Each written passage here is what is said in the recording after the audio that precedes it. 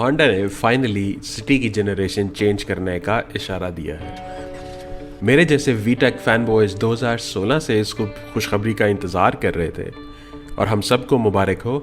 माशाल्लाह 6th generation हुई है और रमज़ान के मुबारक महीने में हुई है।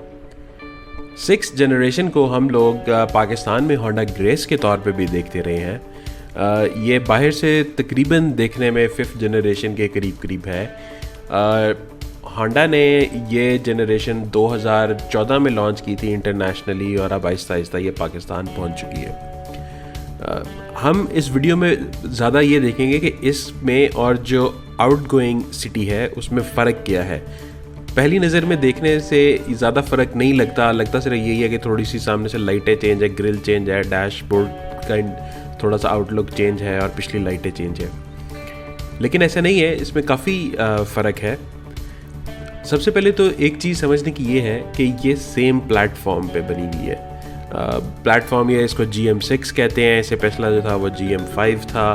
तो बेसिकली ये उसी प्लेटफॉर्म का चटापटा है और इसी वजह से काफ़ी हद तक इसकी जो लुक्स हैं वो मिलती जुलती हैं।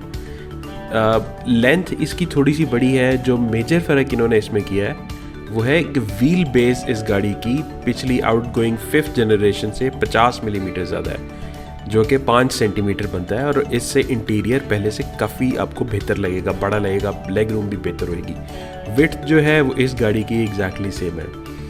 एक और चीज़ जो इसमें बहुत अच्छी है, जो कि अगर जो होंडा सिटी जिन लोगों ने ऑलरेडी 5th जनरेशन चलाई है, इसमें इन्होंने फ्यूल टैंक की जो प्लेसमेंट है वो पीछे कर दी है वापस, जो डिग्गी के पास।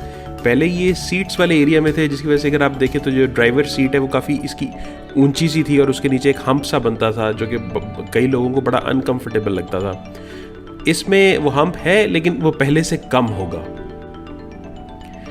अब अगर हम बात करें इंजन की, इंटरनेशनली तो इन्होंने 1.3 इंजन जो है वो इस गाड़ी में ख़त्म कर दिया इस जनरेशन से।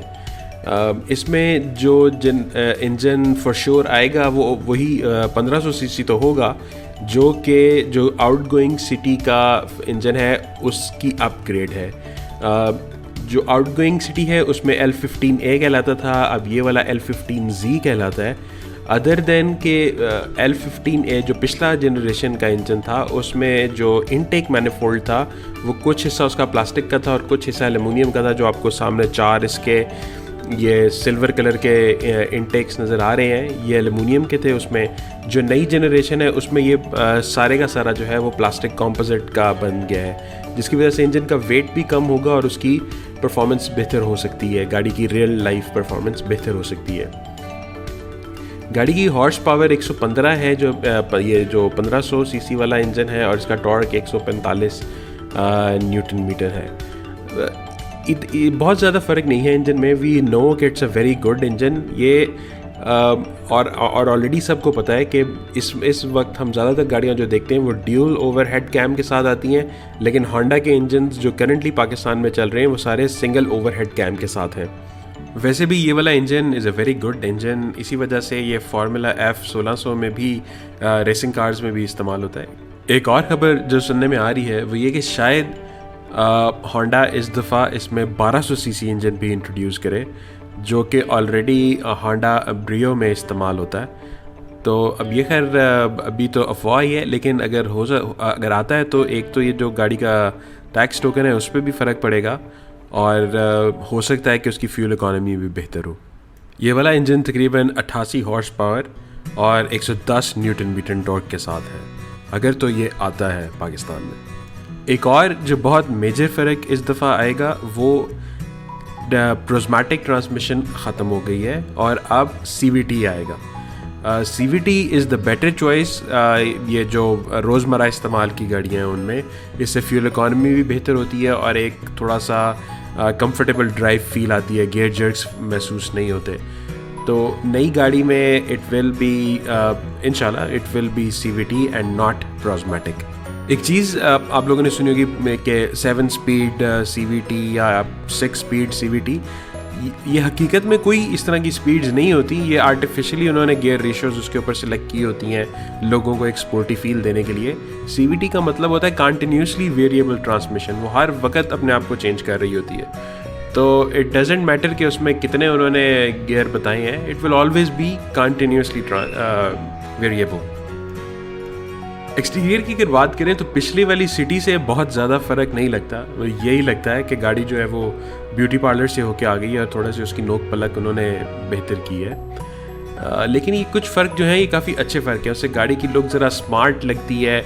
रूफ लाइन वो कहते हैं कि उन्होंने इसकी एक कम की है, लेकिन हाइट तकरीबन इस गाड़ी की उतनी ही है।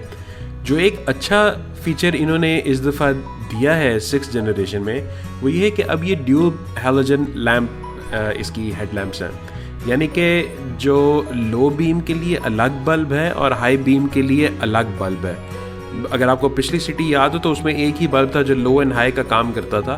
तो ड्राइविंग के लिए ये बेहतर होता है कि दोनों बल्ब अलग अलग हों। तो इस दफ़ा इसमें ये फ़र्क इन्होंने कर दिया है, विच is a very good and very welcome change. इसकी रेयर लाइट्स बाकी दुनिया में तो LED वाली भी हैं और नॉर्मल भी हैं।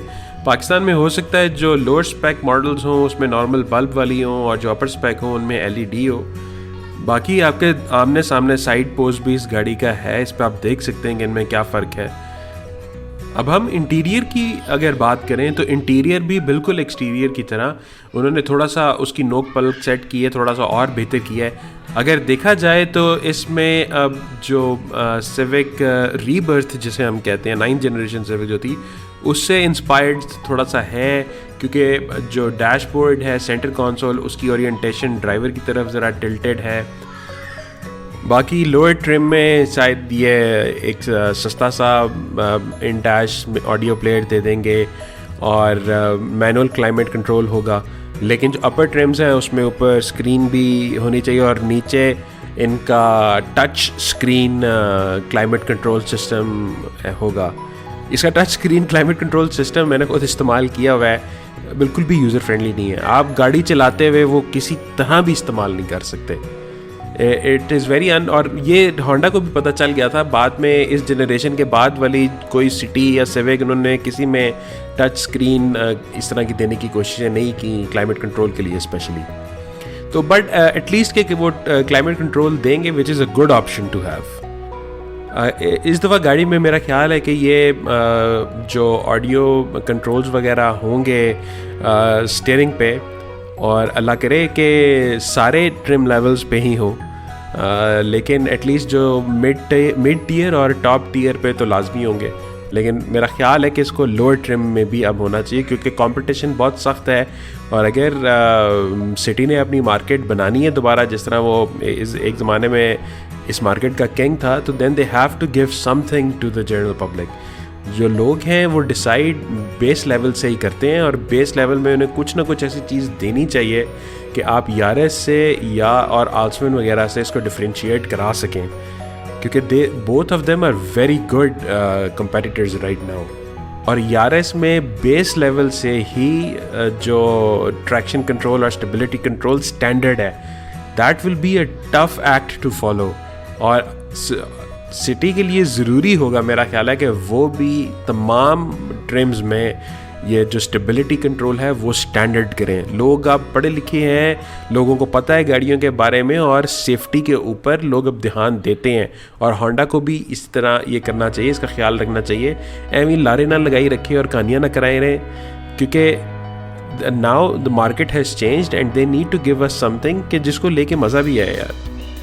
आई बिलीव कि अपर जो इसका एस्पायर ट्रिम होगा उसमें ये पुश स्टार्ट और स्मार्ट एंट्री वगैरह भी होगी लाजमी, क्योंकि ये ओवरऑल ही अब सारी जगहों पे इन्होंने हर जगह अपनी गाड़ी में ये देते हैं। और ये कोई इतनी बड़ी चीज़ भी नहीं होती कार मैन्युफैक्चरर के लिए इसको इंक्लूड करना। तो आई एम होपिंग कि ये होगा, क्योंकि अगर तो वो ये नहीं देते तो फिर यारे से तो ये गाड़ी मुकाबला नहीं कर सकेगी। होंडा सिटी 6th जनरेशन एक बेहतरीन गाड़ी है, यह थी इतनी बेहतरीन कि जिन मार्केट्स में भी ये कम्पीट किया है, ये it was always considered a class leader. अब जब होंडा पाकिस्तान 7th जनरेशन नहीं ला रहा और एक पुरानी जनरेशन ला रहा है, तो उसको इसमें कुछ एडिशनल फीचर्स देने चाहिए ताकि ये मार्केट में के बराबरी कर सके। 5th जनरेशन भी उम्र की वजह से बदनाम हो गई थी, मगर आज भी it is a very pretty looking car. और जो 6th जनरेशन है वो उसकी हर अच्छी चीज़ के ऊपर एक एडवांसमेंट है। होंडा एटलस की बहुत कोशिश है कि वो सुजुकी बन जाए और गाड़ी में कुछ ना दे और महंगी बेचे, मगर अब होंडा ने इस मॉडल के साथ भी यही किया, तो Honda will lose its customers like a bottomless flask. कुछ फीचर्स होंडा में होने चाहिए होंडा सिटी में, अगर वो नहीं होते तो ये होंडा सिटी कार कम और सिटी वाला पद ज़्यादा रह जाएगा। सिटी बेसिक में क्या फीचर्स होने चाहिए? स्टैंडर्ड इसमें 2 एयर बैग्स लाजमी होने चाहिए, ABS स्टैंडर्ड होनी चाहिए, स्टेबिलिटी कंट्रोल स्टैंडर्ड होनी चाहिए, यारिस स्टैंडर्ड दे रही है।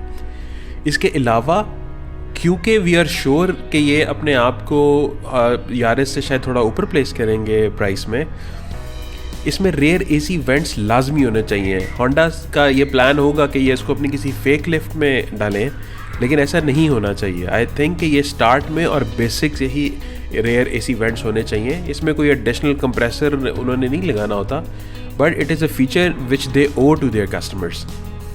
इसके अलावा स्टीयरिंग व्हील्स पे बेसिक लेवल में ऑडियो व्हील्स कंट्रोल्स भी होने चाहिए, और अगर ये सारी चीज़ें देते हैं this would be a brilliant car.